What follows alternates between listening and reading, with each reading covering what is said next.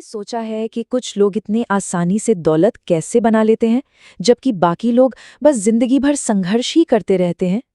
तो चलिए आज उन छिपे हुए जालों की बात करते हैं जो अक्सर हमें हमारी मंजिल तक पहुंचने से रोकते हैं। ये सिर्फ किताबी बातें नहीं हैं, बल्कि अनुभव से सीखे गए वो गहरे सबक हैं जो सब कुछ बदल सकते हैं।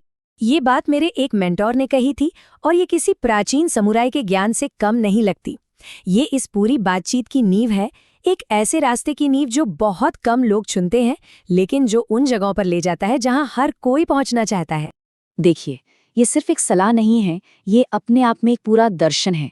जापान में इसे काइजन कहते हैं, जिसका मतलब है लगातार छोटे छोटे सुधार करते रहना, बस हर दिन पिछले दिन से थोड़ा सा जरा सा बेहतर बनना।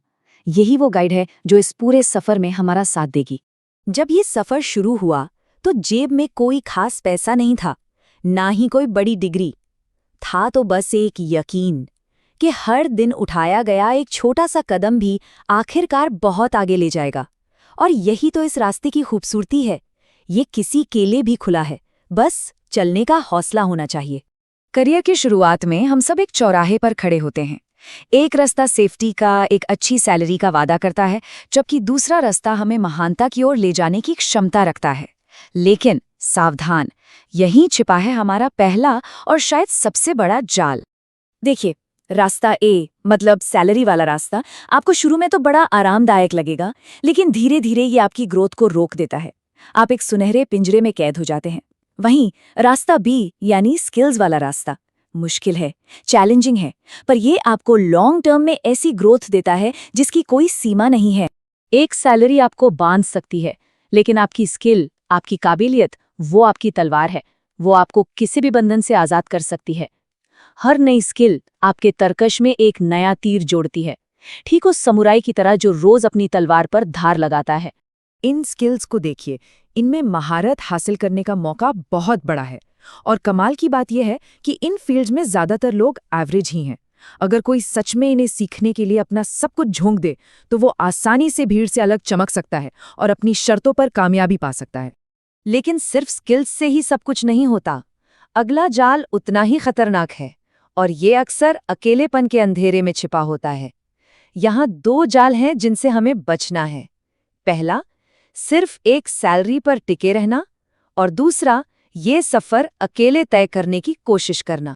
बचपन से हमें यही सिखाया गया है ना कि एक अच्छी स्टेबल सैलरी वाली नौकरी मिल जाए तो जिंदगी सेट है। पर क्या ये सच में सच है, या ये बस एक ऐसा भ्रम है जो हमें हमारी असली क्षमता तक पहुंचने ही नहीं देता?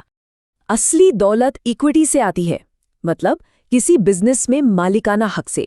चाहे वो अपनी कंपनी हो, किसी स्टार्टअप में स्टॉक ऑप्शंस हो, या खुद का बनाया हुआ ब्रांड हो। सैलरी से घर चलता है, लेकिन इक्विटी से एक पूरी विरासत बनती है। जरा सोचिए, एक महान से महान योद्धा भी अकेले पूरी सेना को नहीं हरा सकता। ठीक उसी तरह दुनिया का सबसे टैलेंटेड इंसान भी अकेले कोई बहुत बड़ी कामयाबी हासिल नहीं कर सकता। अकेले चलना कमजोरी की निशानी है, ताकत की नहीं। अपने आसपास मेंटोर्स, सहयोगी और ऐसे लोगों को रखिए जो सपोर्ट करें। वो आपकी ढाल बनेंगे, आपके गाइड बनेंगे। याद रखिए, दुनिया में कोई भी महान काम कभी अकेले नहीं किया गया है। हर बड़ी जीत के पीछे एक टीम होती है। आज का जमाना कैसा है? इन्फॉर्मेशन का एक समंदर है और हम उसमें डूब रहे हैं। हर तरफ से सलाह, हर तरफ से ओपिनियन, और नतीजा कंफ्यूजन। हम कोई कदम ही नहीं उठा पाते। ये एक मॉडर्न जाल है जिसे कहते हैं इन्फॉर्मेशन ओवरलोड। तो करना क्या है? बहुत सिंपल है। एक समुराई की तरह सोचिए। अपने लक्ष्य पर फोकस, बाकी सारे शोर को फिल्टर कर दीजिए। सिर्फ उन लोगों की सुनिए जो उस रास्ते पर पहले ही चल चुके हैं। अपनी मंजिल तय कीजिए और हर उस चीज को नजरअंदाज कर दीजिए जो आपको वहां नहीं ले जाती। अब तक तो हम बाहरी दुश्मनों की बात कर रहे थे, बाहर के जालों की, लेकिन असल लड़ाई तो अंदर लड़ी जाती है। अब हम उन 3 दुश्मनों का सामना करेंगे जो हमारे अंदर ही छिपे बैठे हैं। ये जो ईगो है ना, ये हमारे अंदर बैठा एक छोटा सा शैतान है जो धीरे से कान में कहता है, तुम्हें तो सब पता है। लेकिन एक सच्चा योद्धा, एक सच्चा गुरु हमेशा सीखने के लिए तैयार रहता है। ग्रोथ का पहला नियम ही यही है कि ये मान लिया जाए कि अभी बहुत कुछ सीखना बाकी है। ज़ेन की एक बहुत गहरी कहावत है, जो एक बहुत बड़े सच की ओर इशारा करती है। दूसरों पर इल्जाम लगाना ये कमजोर लोगों का रास्ता है, और यही है हमारा दूसरा भीतरी जाल। सोचिए, जब हम किसी और को दोष देते हैं तो हम अपने हाथ से कंट्रोल जाने देते हैं, हम अपनी ताकत किसी और को दे देते हैं। लेकिन जिस पल हम जिम्मेदारी लेते हैं, सारी ताकत हमारे पास वापस आ जाती है। यही तो बुशीडो का सार है, अपनी किस्मत के मालिक बनो, शिकार नहीं। और अब आते हैं आखिरी और शायद सबसे खतरनाक जाल पर। ये इतना मीठा है, इतना आरामदायक है कि पता ही नहीं चलता कि हम इसमें फंस गए हैं। असल में ये एक जेल है जिसका नाम है कंफर्ट जोन।